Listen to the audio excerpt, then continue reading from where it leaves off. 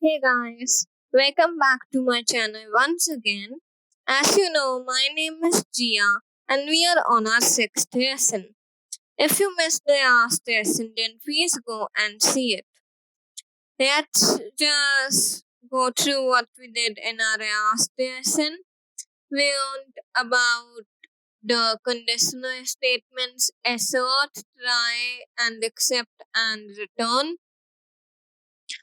Now, in today's lesson, we are going to be learning about functions and we are going to see what our second project is. So, in functions, we are going to be learning how to define them, what are parameters, what is indentation and scope, calling a function, and implementation of the return statement. So, functions. Functions are like variables, but they can store a whole piece of code and return the values. So, if we remember what we learned in our first lesson, variables are like containers that can store data types. Functions can store both variables and do operations and other stuff in one call only. So to write the function, we need to write define, which is short for define, and then the function name and the parameters, and then our piece of code. So like this piece. So we have defined message and we have a parameter which we are going to be learning next, and we are printing that parameter. Here we are calling our function. So if we run this, it says hello world. Now, parameters are the inputs we give a program. These can be any data type. This is another function. This has the parameter word in it, and we are checking if the type of the word is a string because this has to be a string. And then we are checking for then we are looping through the word and printing out the letters with these two pieces of code. Then we have a variable, and it is an input variable, and then we are giving this variable to the function. Now if we run this and I write book, then it prints B O W and K. Calling is like telling the function to work. So its syntax is simple. We just write the function name and then input our parameter. So this is an example of calling. So we have this function, and you might be asking what is this. So this we are giving as a default value to the variable. So if someone does not give the parameter input, then the function has a default value.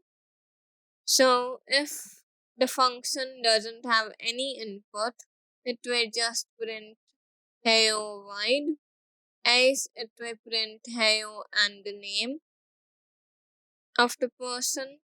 So if we run this, you can see here that hello world is printing and hello plus my name is printing.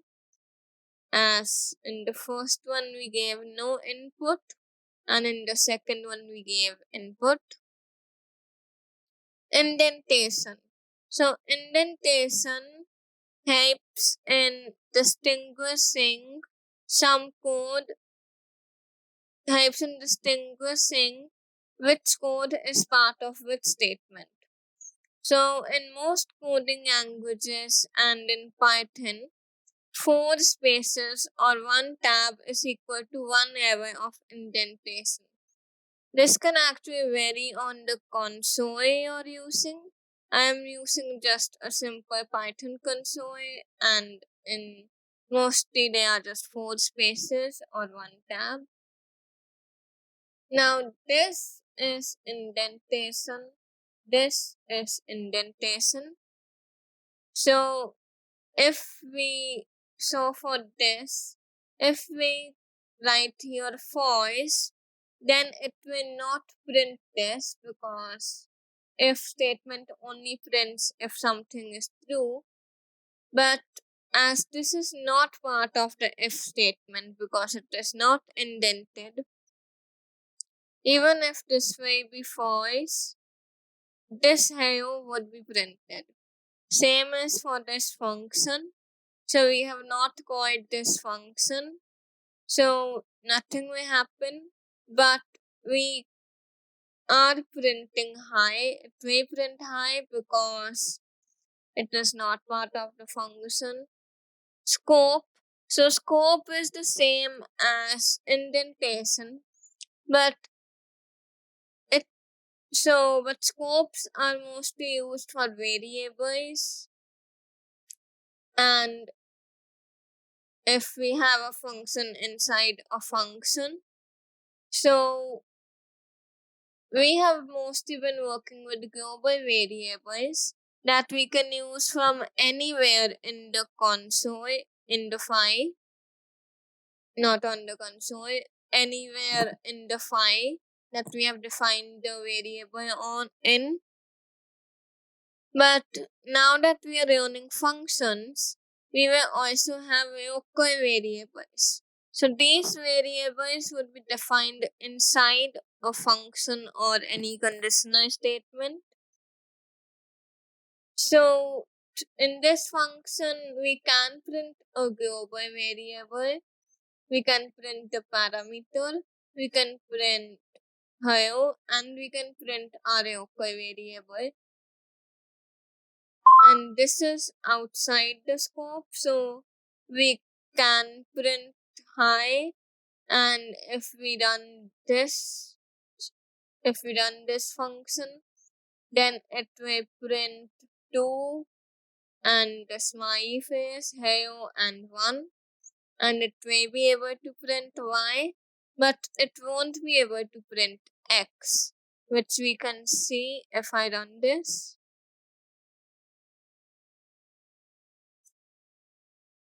So it is printing hi, it is printing 2, it is printing the smiley face, it is printing hello, and it is printing the x variable. These all are inside the function, but these all are inside the function. Why this x was defined inside the function scope, so we can't print this outside of the function. If I comment this out and do it, we can see it prints a y, it prints the y, but it doesn't print one more time. Now return.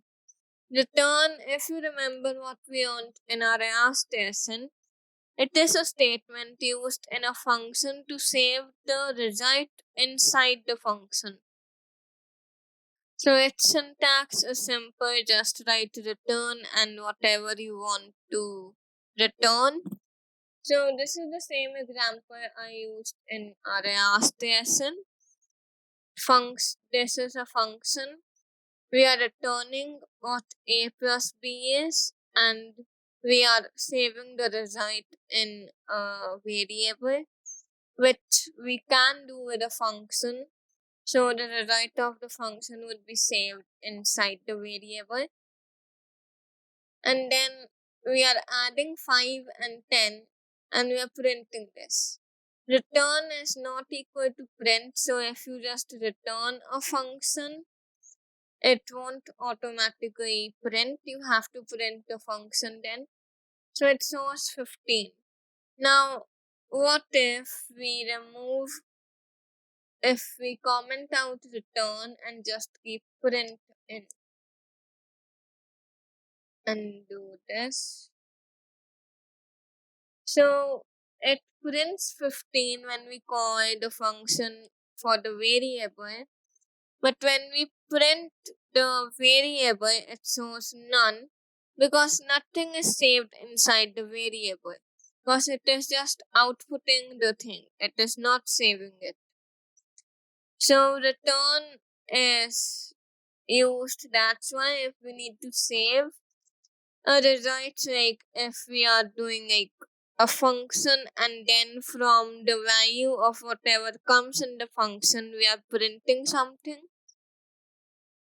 No, we are like conditional statementing it, like we are using conditional statements with the function. Then you need to return or your conditional statement won't work. So now for our second project, we will be using whatever we have learned in our last 6 sessions, including this lesson, and we are going to make a 2-pair rock, paper, scissors game. I come to the guidelines, but I want to show you the how the program works. So I'm not showing you the code right now, of course, so that you can do it on your own. So it is asking me for the rounds. I'm taking 3. Then it asks me what does the first pair want to choose. Let's take rock. This is gonna print an error because I've put a double K, but it shows none as the rock has a double letter at the end, so it won't work. So for this, if we write 2 of the same things, then it is a tie. And if we write scissors and this has to be correct, and rock, so the second pair wins. So now for the guidelines. So the guidelines are that if both the pairs choose the same thing, then the game should be a tie. Paper beats rock, rock beats scissors, and scissors beat paper. The game should have rounds. Return statements have to be used. And there has to be at least one function in the program. So that's it for our lesson for today. Please like, share, and subscribe to my channel. Bye.